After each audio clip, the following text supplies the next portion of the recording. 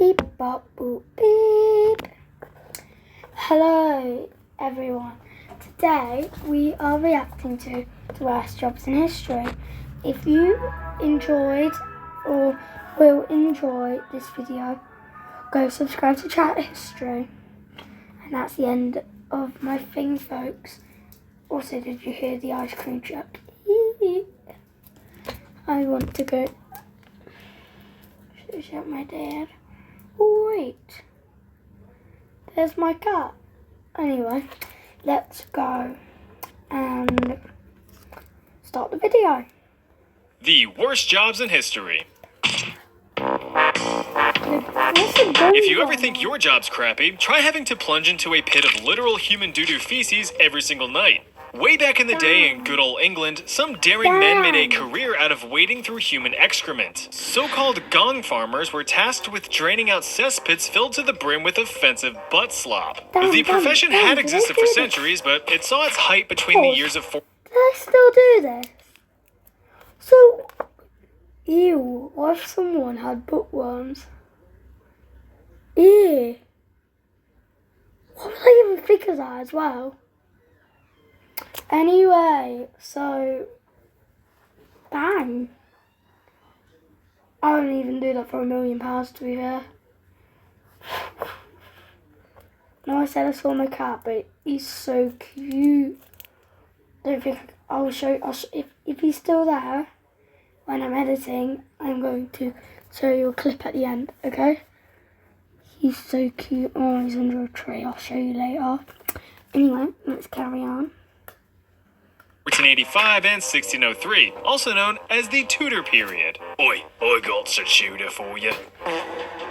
Since this was way before the invention of the turlet, people were content with just slamming their cheeks down in a public latrine to pinch off a quick loaf.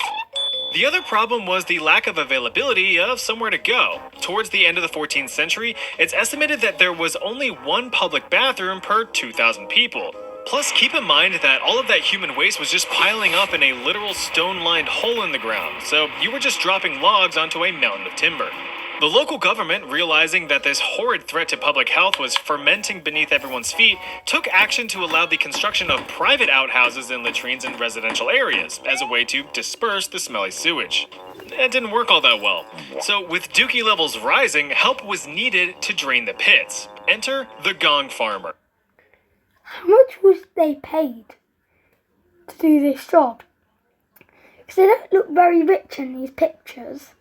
If they were rich, then maybe just a tiny chance I would do the job. But it depends. How much money would you earn? Also, I didn't mean if they were rich. I meant if the company was rich. Anyway, let's carry on. Sorry, I keep on pausing.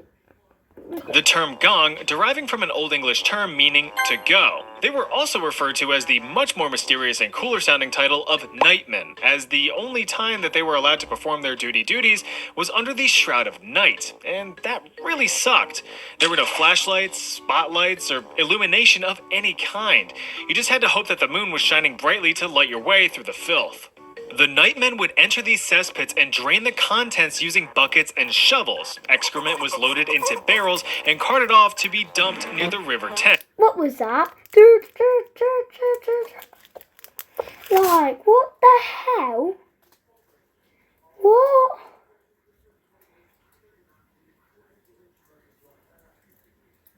Bro.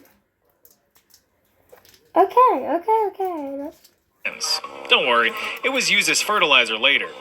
Maybe. These men would be knee-deep, waist-deep, even neck-deep in the stuff, which had its own risks, the first and foremost being asphyxiation. Cesspits were often enclosed spaces with little to no ventilation, so the... How many worms?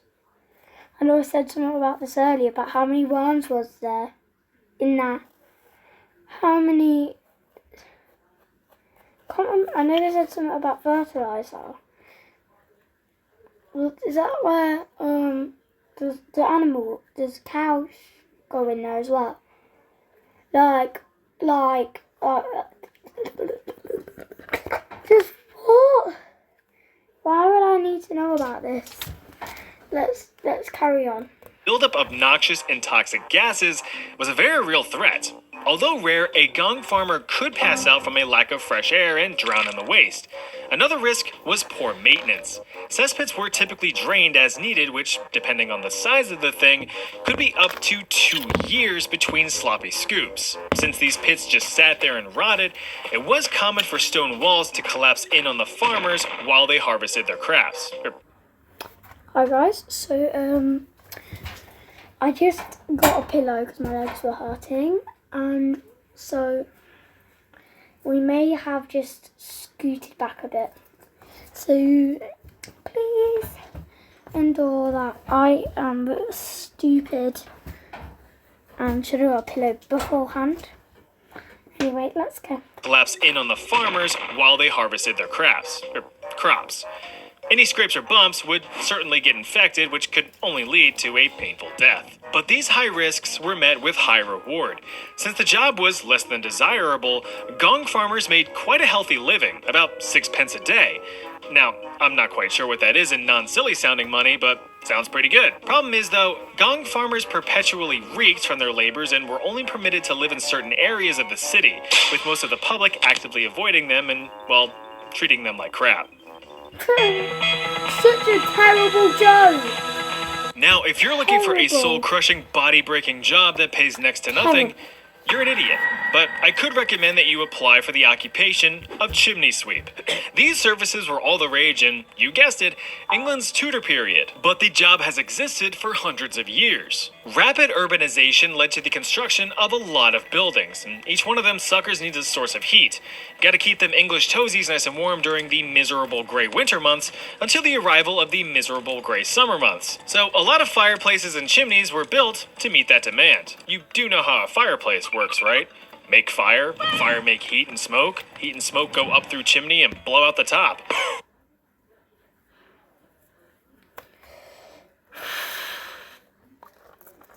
I'm trying not to laugh. I feel like, is it rude to laugh at something that everyone else would say sucks? Because I feel like this sucks, but it's funny at the same time.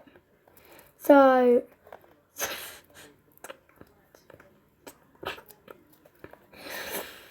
okay, so just carry on. But all of that burning of wood and coal creates lots of icky, carbon-heavy, flammable deposits that build up within the chimney. Big problem, because if that's not properly cleared out, then things can just go. And there goes not only your house, but a few neighbors' houses as collateral damage.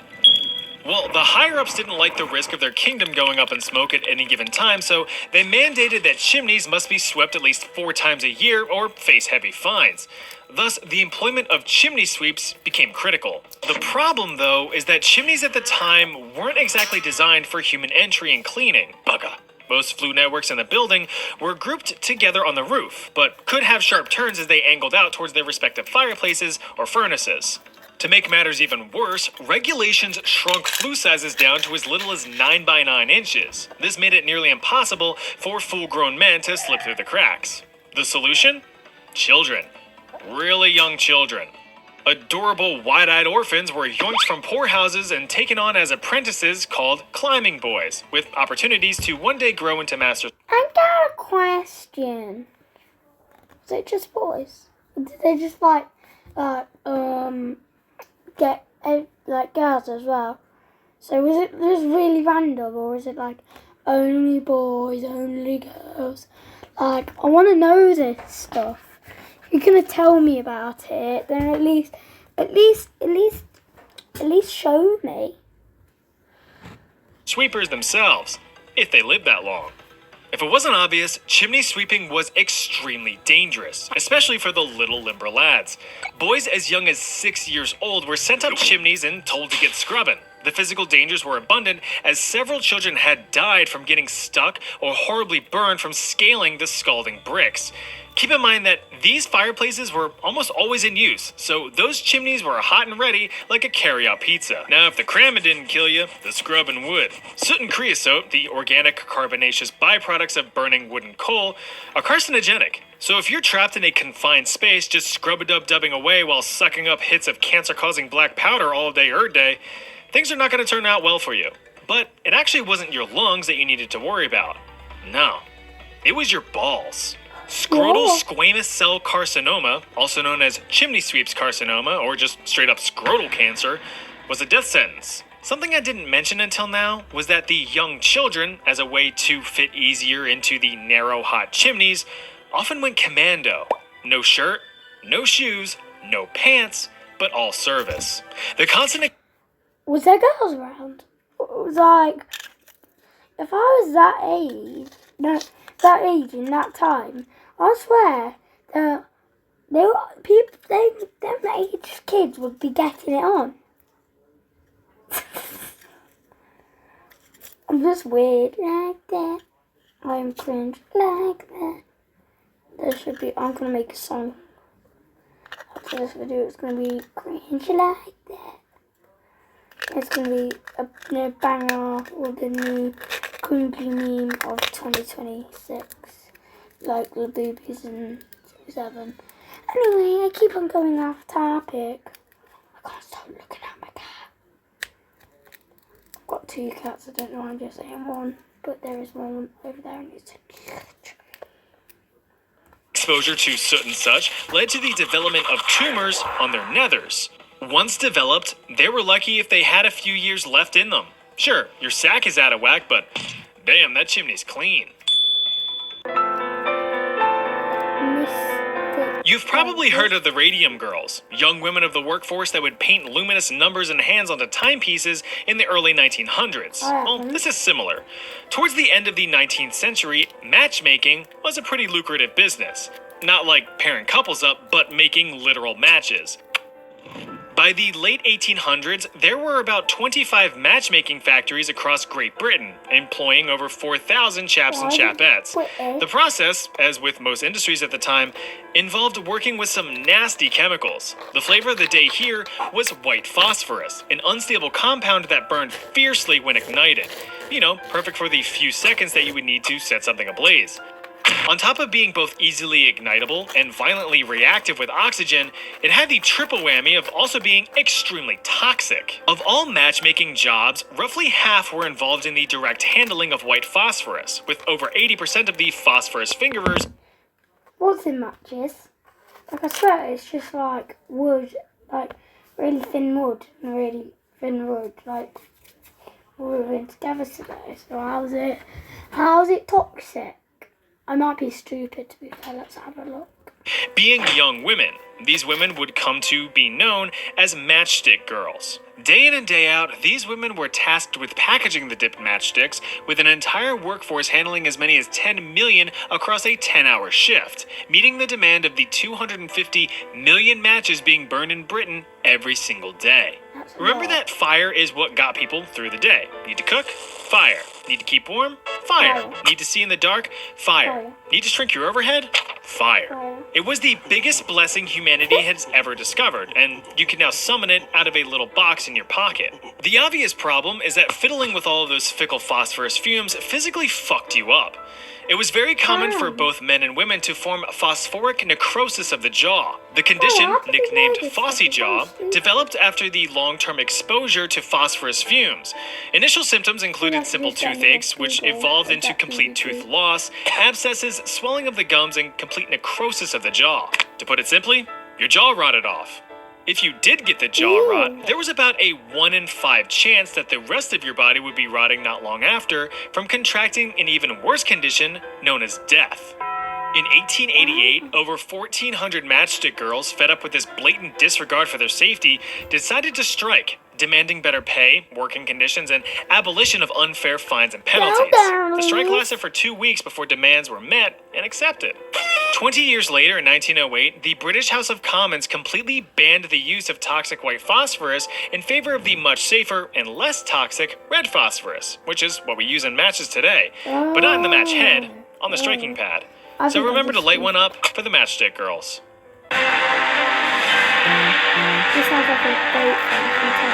If you think your job's exhausting, try hauling an entire freaking ship up a river with your bros. These are burlaks, or barge haulers.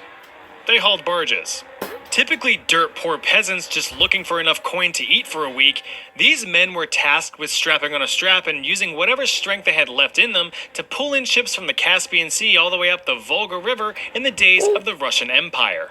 Since ship traffic was near constant thanks to strong trade, burlaks were in high demand to carefully guide the vessels up the Volga. But why couldn't the ships just sail up the river, you might ask?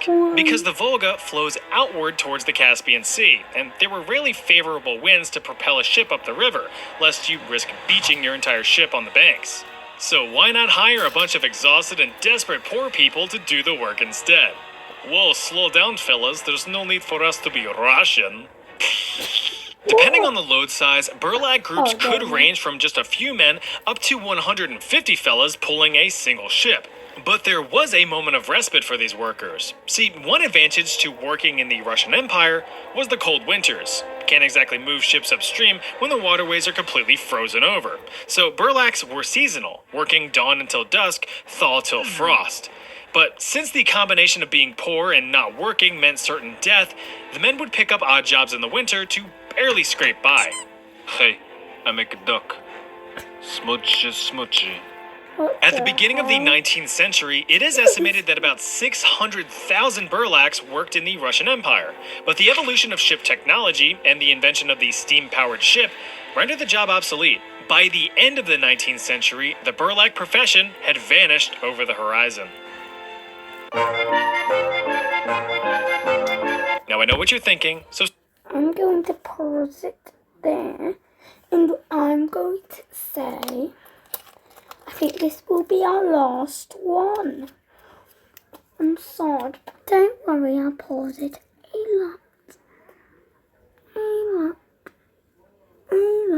Anyway, enough giving you nightmares, let's begin. stop it. This has nothing to do with milking your own snake or giving little pinches to little snake nips, which don't exist. Snakes aren't mammals.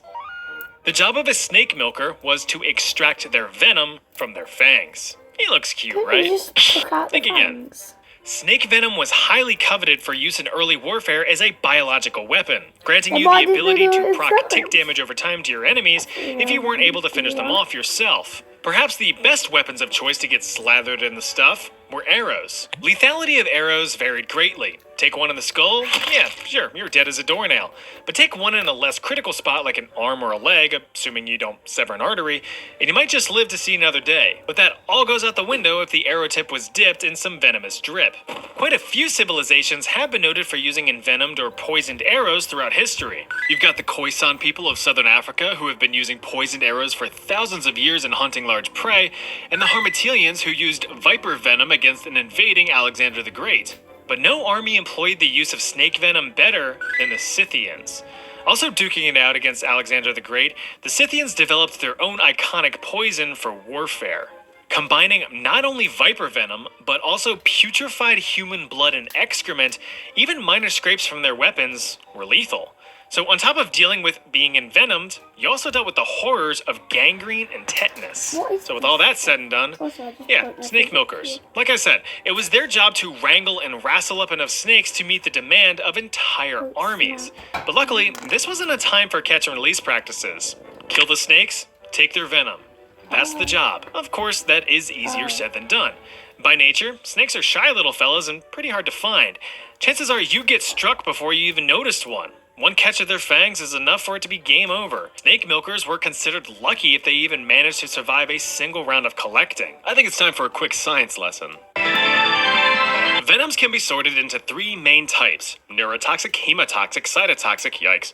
Neurotoxins strike and destroy all your nerves. You're agonized and paralyzed, as you can observe. Hemotoxins target all your healthy blood, thinning down or clotting up, so now you're done for, bud. Cytotoxins focus on Why is he kind of hitting it though? Like he's making the best. killing all your cells, so you can probably guess that you won't be doing well. Just avoid snakes, and you'll be doing fine. I know you fellas and fellettes just love a good rhyme. So to close this chapter out, yes, snake milkers still exist nowadays, though only for medical research and developing antivenom rather than biological warfare. Or so we think. Imagine getting ready to charge onto a battlefield to either invade Maybe just one more. Actually, there's 2 more left in this video. Let's finish it. The country or defend your own. You see your fellow soldiers gearing up for battle with their trusty firearms, and you're given a drum. Ugh. I gotta fight. Drummers, believe it or not, were a critical part of warfare in the days of yore. Since there were no such things as radios or more instantaneous methods of communication, drummer boys were employed and trained to maintain order on the battlefield, signaling commands, attacks, retreats, and everything in between. Peaking in popularity during the American Civil War, drummer boys were typically in their teenage years or young adulthood, though some more. My cat's gone. I can't show you a video of him underneath the tree. I wish I took a video beforehand, to be honest. Sad. Yeah, I saw my cat under the tree. You can't see it. Also, that screeching sounds just from my window. And that's from the neighbour. Let's go. Famous drummer boys were much younger. Little Charlie King of the Union Army died in battle at the age of just 13, being the youngest casualty in the Battle of Antietam. Itty Bitty Johnny Clem ran away from home and was taken in by the Union Army as a drummer boy at the ripe old age of 9. Just a few years later, the little fella fought in the Battle of Chickamauga in 1863 at the age of 12, where he shot and killed a Confederate soldier. What you gonna do? Shoot? He was promoted to sergeant, eventually retiring from the United States Army in 1915 as a brigadier general. But that's a rare occurrence. In reality, it would have gone more like this. Despite what people may think, drummer boys did not lead troops into battle. That would be stupid. Instead, they would relay commands from behind soldier lines, though they were still known to be valuable targets. If you break the communication line, you break down the army. Outside of combat, drummer boys had a wealth of other responsibilities, such as carrying messages between units, assisting battlefield surgeons with amputations, carting the wounded up the field, fetching supplies, or burying the dead. They very rarely carried weapons of their own, so if they had to defend themselves in the heat of battle, they were pretty shit out of luck. If you wanted to be one of the most influential people in all of England but don't have a drop of royal blood in you, you'd want to squeeze into the role of the groom of the stool, a job requiring you to get up real close and personal with the king or queen at the time. Look, we all have to go once or 12 times a day, so someone as prestigious and important as the king is going to need help doing so. I mean, imagine feeling the sudden urge to blow out your britches, but you have to fight through said bridges to accomplish the mission. Grooms of the Stool assisted the monarch with any labors regarding biological movements. This included helping the removal of clothing, preparation of the lavish and luxurious royal shipbox, and the removal of the splendiferous solids, but not before their proper examination. Yeah, that's right. Grooms of the Stool were not only tasked with cleaning up the royal slurry, but making sure that the passings were healthy, taking notes of any abnormalities in appearance or frequency. These notes would be passed on to the king's personal physician to diagnose any possible ailments. Well, that's not very helpful, is it? After the log was sent down the river, the groom of the stool would also assist in the cleanup effort, either by handing the king his own personal cleaning cloth or by taking up wiping duties themselves. Now, you might think that this job sucked, but it was actually highly coveted and well respected, as grooms of the stool had access to the king outside of the public eye, allowing for valuable private conversations. Commonly high-ranking nobles or politicians, grooms of the stool were known to have influence in many formal rulings, laws, or personal life. So that Anne Boleyn chick's hot, right? No. The first documented groom of the stool dates all the way back to 1495 under King Henry VII. The role continued to evolve over the years to the title of groom of the stole, though they were more so referred to as either the gentleman or gentlewoman of the bedchamber, depending on the monarch in charge, with responsibilities eventually focusing solely on the king or queen's wardrobe. The position was held for over 400 years until being formally discontinued under King Edward VII in 1901. Well, that's that video. I have plenty more terrible jobs for. And that's it for today, folks. Bye. Wait, before I go, if you don't hit the subscribe button, I will be at your house at 3 a.m.